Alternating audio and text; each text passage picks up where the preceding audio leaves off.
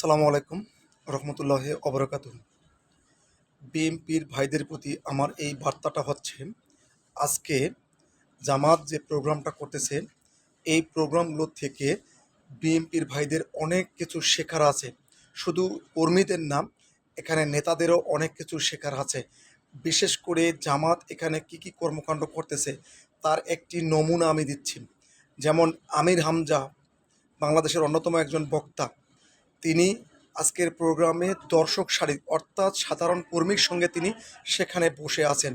Number two, আজকে আগত যারা নেতাকর্মী আসবে বিভিন্ন বাংলাদেশের জেলা থেকে, তারা এতটা সুশৃঙ্খল থাকবে, এতটা তাদের ডেডিকেটেড থাকবে, যাদেরকে নিয়ে কেউ প্রশ্ন তুলতে পারবে না। তাদের মধ্যে ন্যূনতম কোনো ধরনের মারামারি তো দূরের কথা, তাদের খাওয়া দাওয়ার বিষয়টিও মিডিয়াতে প্রকাশ আসবে না।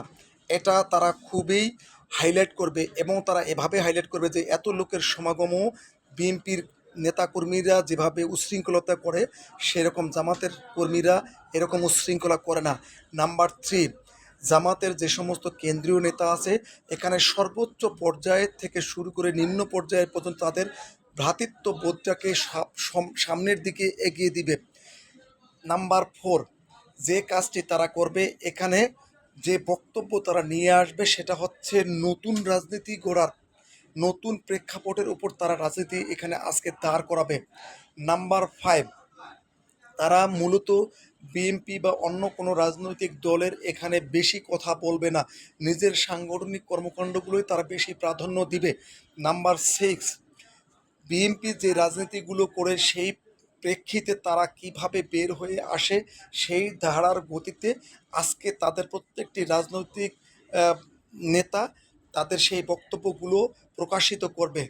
নাম্বার সেভেন, তাদের মূল লক্ষ্য ফোকাসটা হচ্ছে জনগণকে, এই যে লোকজন চলে আসলো ঢাকা শহরে এবং লোকজন ঢাকা শহরের বাইরে চলে যাবে, তাদের যে সুশৃঙ্খল, এই সুশৃঙ্খল জিনিসটাই পৃথিবীর বাসীর কাছে তারা প্রকাশ করাবে।